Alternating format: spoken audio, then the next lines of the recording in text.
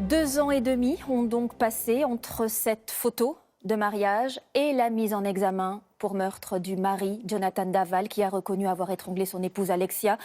C'est l'épilogue d'une enquête de 3 mois avec, depuis quelques heures, la ligne de défense du suspect qui se précise. Ce matin, pour la toute première fois depuis ses aveux, la famille d'Alexia a réagi par la voix de son avocat, Clément Le Goff, Olivier Martin et Éric Jacquin. Jonathan Daval vient de passer sa première nuit en prison. Après ses aveux hier soir, l'informaticien de 34 ans a été mis en examen pour meurtre sur conjoint. Impensable pour les parents d'Alexia.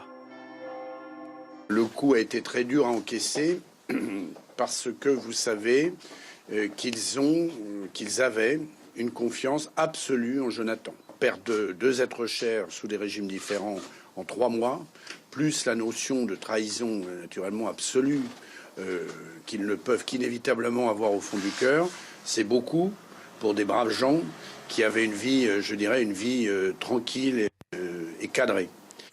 Comment ce gendre idéal qu'il soutenait depuis la disparition de leur fille est-il devenu son meurtrier présumé?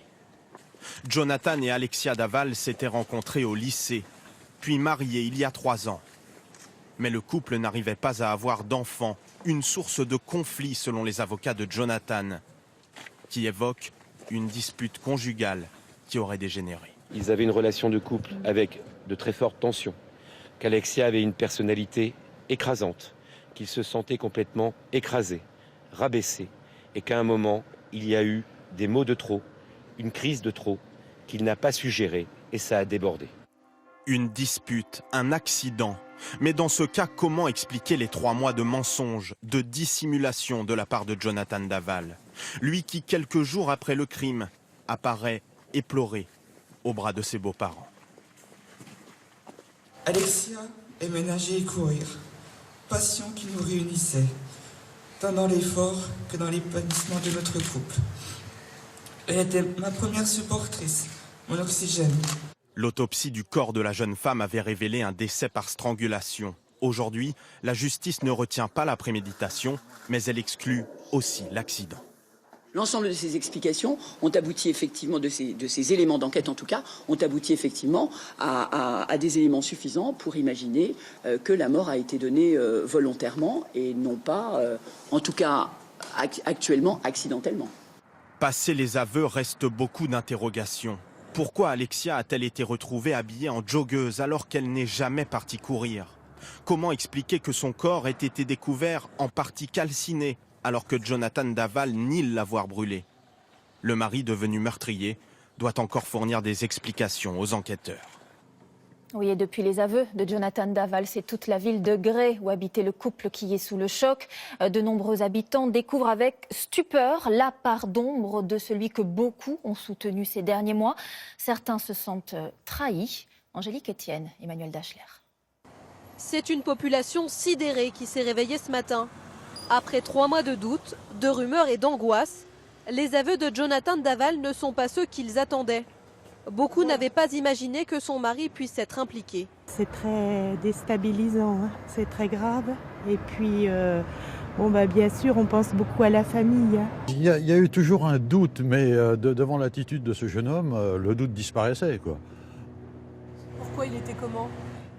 Il me paraissait vraiment très, très, très touché de la mort de son épouse.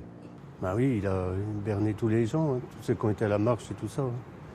C'est bien foutu d'eux. Hein. Oui, on a été trahis parce qu'il nous a raconté. Hein. Rien que des mensonges, quoi. Un sentiment de trahison après la mobilisation exceptionnelle d'une commune tout entière.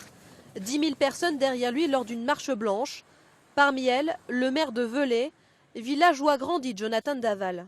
J'ai vu Jonathan Daval passer aux aveux. J'ai donné la nouvelle à tout le monde.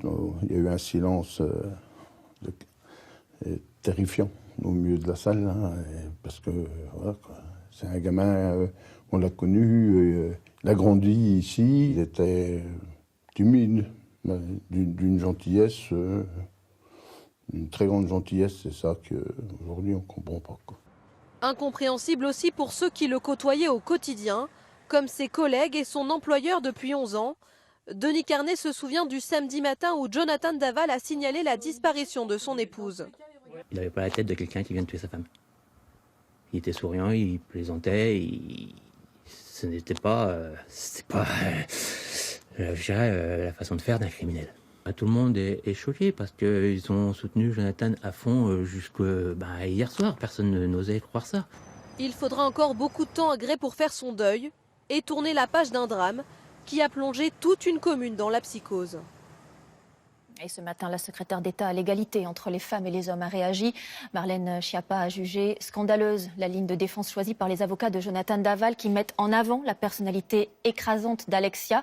En disant cela, on légitime le fait que tous les 3 jours, il y a une femme qui est tuée sous les coups de son conjoint. Fin de citation.